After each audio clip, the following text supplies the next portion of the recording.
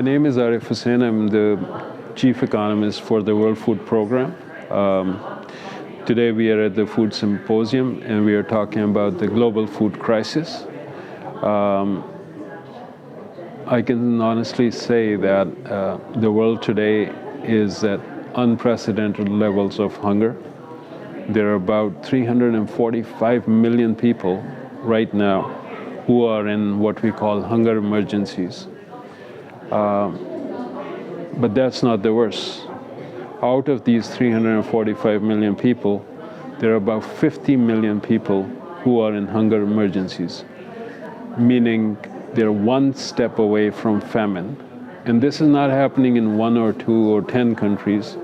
This is happening in more than 45 countries.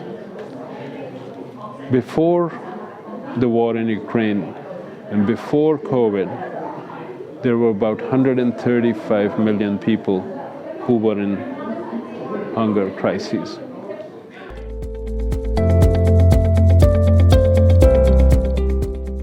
The reason behind all of this, first and foremost, conflicts. War in Ukraine is a classic example of that, but there are many, many more conflicts around the world. In Yemen, in Syria, in Ethiopia, in northeast Nigeria, and in many more places.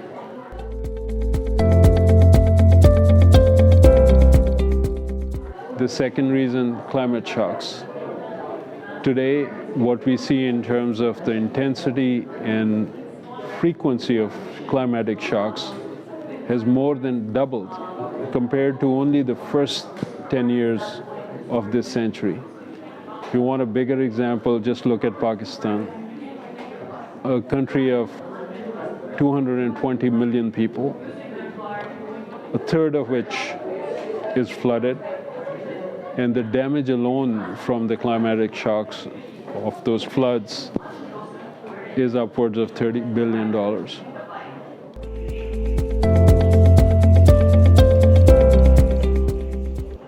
And then the third reason is the economic consequences of the COVID crisis.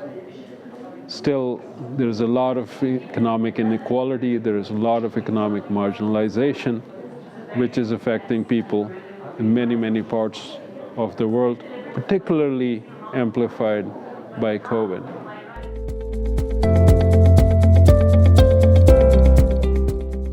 My name is Samer Abdel Jaber. I'm the WFP representative and country director in Palestine. This conference is very important for us because it's a food security symposium. Food security is a major risk. Food insecurity is a major risk in the region, and it's very good to see countries, mainly Egypt and other countries in the region, stepping up, taking this discussion very seriously, especially ahead of the COP27 that will be hosted in Egypt.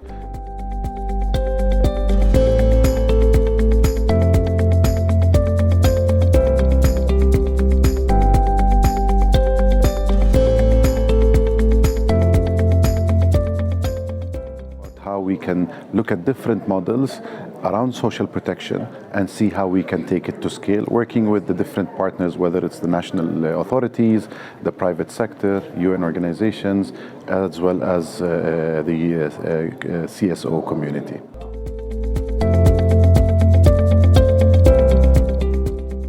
Hi, my name is Federico Naccarato. I'm the head of innovation for the United Nations WFP World Food Program in Kenya. And I'm honored to be here at this great event, the Food Security Symposium 2022 here in Cairo, Egypt. And I've been talking about innovation and how the World Food Program is driving innovation at deep field level and leveraging many different methodologies that are commonly used in the startup world, such as human-centered design, design thinking, and co-creation. These methodologies really help us to design programs and projects and innovative solutions in the best way to make sure that we can support beneficiaries, understand their needs, and deliver impact in the most efficient way.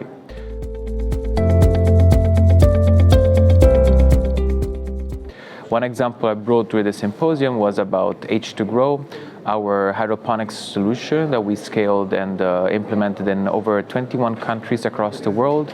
This project is based on hydroponics farming techniques and helps us to grow food in impossible places. Thanks to H2Grow, in fact, we are able to reduce the consumption of water down to 90% compared to traditional agriculture. We can use up to 75% less space and boost growing cycles up to 8 times faster compared to traditional agriculture.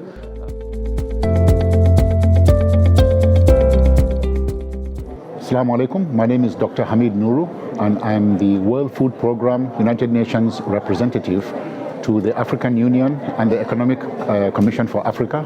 And I'm also the Global Director of the Africa Union Global Office, which is based in Addis Ababa, Ethiopia. I'm here at this symposium today because this is a very opportune time for Africa. Africa is undergoing a lot of crises because of the current situation, in the world, with the Ukraine crisis, the COVID. So there's a lots of issues now on the table regarding food security. And this symposium is something which is now beginning to address these facts and putting the facts on the table to try and see how we move forward.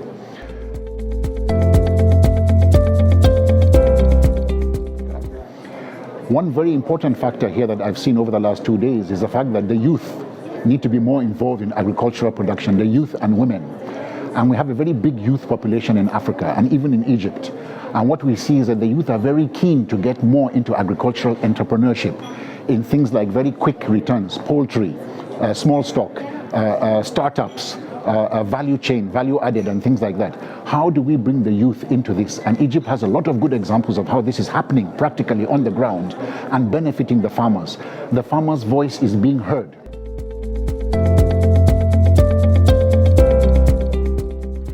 I think it is our responsibility, it is our duty to make sure that we solve not only the symptoms of these crises, but the root causes. Because unless we solve the root causes, the problem of hunger is not going to go away. And when we don't solve the problem of hunger, we end up paying 1,000 times more, not in one places, but across the world going forward.